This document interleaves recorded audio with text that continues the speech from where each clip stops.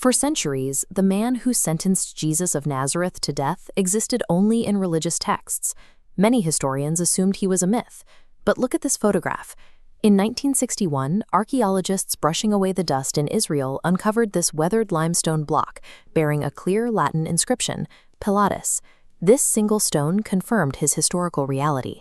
Pontius Pilate was an equestrian-class Roman, a hardened middle-class soldier, dispatched in the year 26 AD to govern Judea, one of the most volatile provinces in the empire.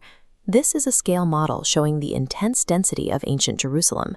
During the festival of Passover, the local population swelled from tens of thousands to nearly 1 million people, all packed tightly into these stone corridors and courtyards. Pilate presided over a demographic powder keg. One single spark during this festival could ignite a full-scale revolution, a disaster that would surely destroy his military career. And his standing with Rome was already fragile. Pilate had a habit of violently offending local religious sensitivities. Worse, his primary political protector back in Rome had recently been executed for treason. Every move Pilate made was now under the direct, unforgiving scrutiny of the Emperor Tiberius.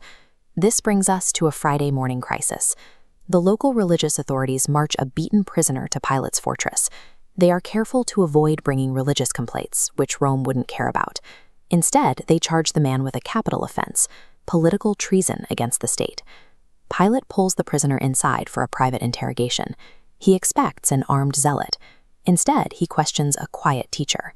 Following standard Roman protocol, he reaches a firm conclusion: zero revolutionary threat.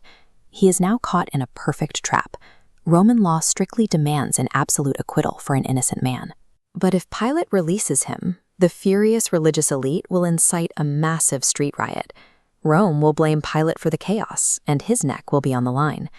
Looking for an exit, Pilate tries his first maneuver, a jurisdictional pass. He learns the prisoner is from Galilee, so he sends him to the visiting ruler of that region, Herod Antipas, hoping to make the execution someone else's problem. But the handoff fails immediately. Herod wants absolutely no part of a politically toxic trial. He mocks the prisoner and sends him right back, dropping the case squarely onto Pilate's desk. Out of options, Pilate tries a second tactic, a brutal compromise. He orders his soldiers to subject the prisoner to a severe Roman scourging. The logic is dark but pragmatic. Use the whip as a bloody substitute for the cross, hoping the extreme violence will satisfy the crowd's anger. He hauls the mangled, bleeding man back outside, presenting him to the public. He expects the horrific sight to trigger a wave of pity. He miscalculates entirely. The hardened mob is completely unmoved. These bureaucratic deflections show us a very different historical picture of the trial. Pilate wasn't a passive judge blindly following the crowd. He was a frantic politician, actively exhausting his legal loopholes to avoid killing a harmless man and starting a war. Pilate then plays his final card. Relying on an old festival custom of releasing one prisoner, he attempts the Barabbas gambit. He stands a notoriously violent killer next to the peaceful teacher, attempting to force the crowd into an obvious moral choice. Look at the terrifying physics of mob mentality.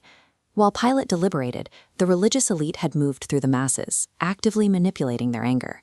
Instead of choosing the teacher, the crowd begins chanting in unison for the release of the murderer. Then the religious leaders play their ultimate trump card. They step forward and explicitly shout that if Pilate lets this man go, he is no friend of Caesar. Those specific words invoked lex majestas, the Roman law of treason. A formal accusation of protecting an enemy of the state would be sent straight to Tiberius. Hearing this triggers a primal survival response in Pilate. At the exact moment his own life and status are threatened by the law of treason, the objective legal process dies. Raw political survival takes over. Defeated, Pilate performs one final public act. He calls for a basin of water and washes his hands, adopting a specifically local ritual to speak the crowd's language and theatrically distance himself from the murder. This chart illustrates the strict reality of Roman power in Judea. The local elite possessed zero legal authority to execute anyone. Under the principle of ius gladiae, the law of the sword, Pilate and Pilate alone held the absolute power to authorize death. Before sending the prisoner away, Pilate indulges in a final act of petty revenge. He drafts a sarcastic, highly political title to be nailed to the cross, specifically designed to humiliate the religious leaders who had just outmaneuvered him. Firm, conclusive tone. He officially signs the warrant. The iron-fisted Roman soldier entirely surrenders to the frightened bureaucrat, actively choosing to sacrifice an innocent man to protect his own political career. The deep historical irony of that morning is that caving to the mob didn't even save him. A few years later, after violently mismanaging a separate massacre of Samaritans, Pilate was stripped of his position and recalled to Rome in disgrace. Here we see an image of isolation and ruin. After his dismissal, Pilate vanishes completely from the official Roman records. In his absence, medieval history filled the void with dark legends of his madness, claiming he died in lonely exile among distant mountains. Yet his historical erasure stands in sharp contrast to his theological immortality. His name remains permanently tethered to the man he condemned, spoken aloud every single day by millions of people reciting the Apostles' Creed. Pontius Pilate stands as history's starkest warning about the fragility of justice when placed under political pressure. He proves that a leader can never truly wash their hands of a tragedy they had the ultimate power to stop.